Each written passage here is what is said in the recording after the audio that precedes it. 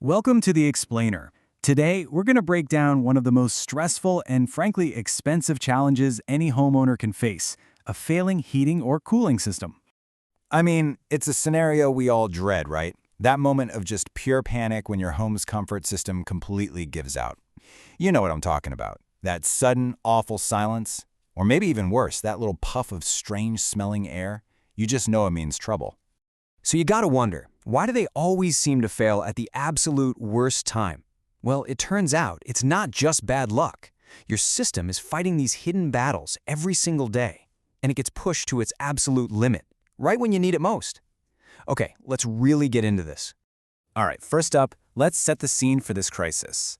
We're talking about a situation that forces you to make some really tough, stressful decisions, and fast.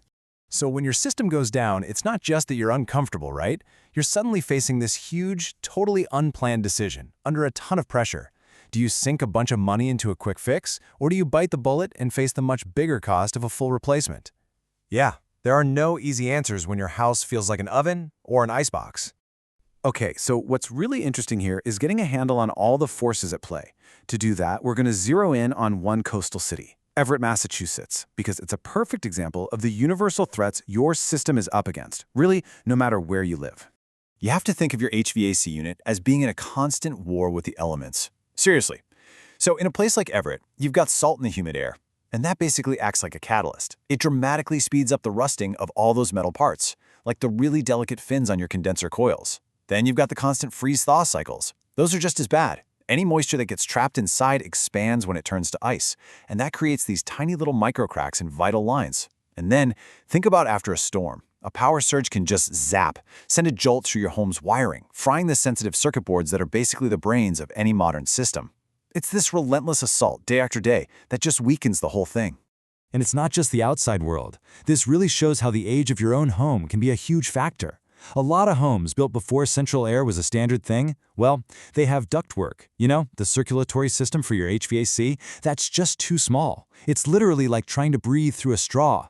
It forces your modern air conditioner to work so hard that it just wears itself out years ahead of schedule.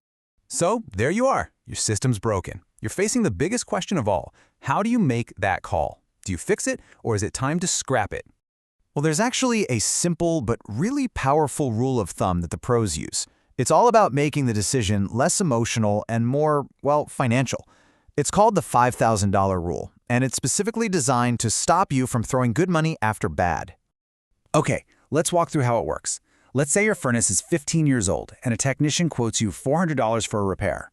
Simple math. You just multiply its age, so that's 15, by the cost of the repair, $400. And what do you get? $6,000. Since that number is over the $5,000 threshold, the rule is pretty clear. A full replacement is probably the smarter long-term investment. And here's the crucial point, right? Even if you've done perfect maintenance, that 15 to 20-year window, that's the average lifespan of an HVAC system. So a unit that's over 15 years old is already kind of on borrowed time. You really have to weigh any major repair against the cold, hard reality that another breakdown is probably just around the corner. Okay, let's move on. You've made a decision, you've called a professional. Now what? What should a really transparent, honest-to-goodness service process actually look like? Look, a good, trustworthy service call shouldn't be a mystery. It really just follows 3 clear steps. Step 1, the technician figures out the exact problem and gives you a complete, upfront price. No surprises later. Step 2, after you give the okay, they do the work. And ideally, they have the parts they need right there on a stocked truck. That part is so key, because that's the difference between getting it fixed today versus waiting days for a part to be ordered.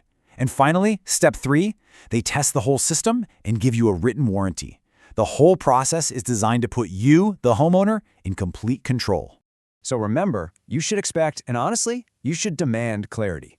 You have the right to get a full price before any work starts. You have the right to approve that work without feeling pressured. And you have the right to a guarantee on the repair. No technical jargon, just straight, clear answers. All right, for our last section, let's shift gears. Let's move away from this reactive crisis mode and get into proactive ownership, so you can hopefully prevent these failures from ever happening in the first place.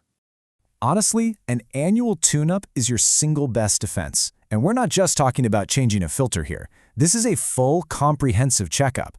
A technician will clean critical parts like the coils and burners. They'll test electrical components that look like they're about to fail, and they'll measure refrigerant levels to make sure your system isn't just wasting energy.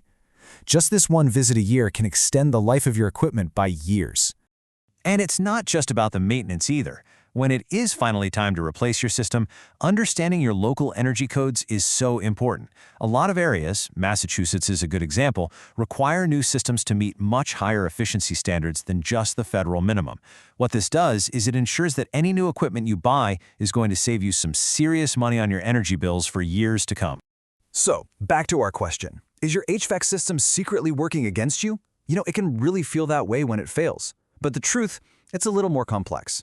By understanding these hidden battles it's fighting every day, against the weather, against maybe even your own home's design, and by taking a proactive role in its maintenance, you can turn what feels like an adversary into a truly reliable partner for your home's comfort.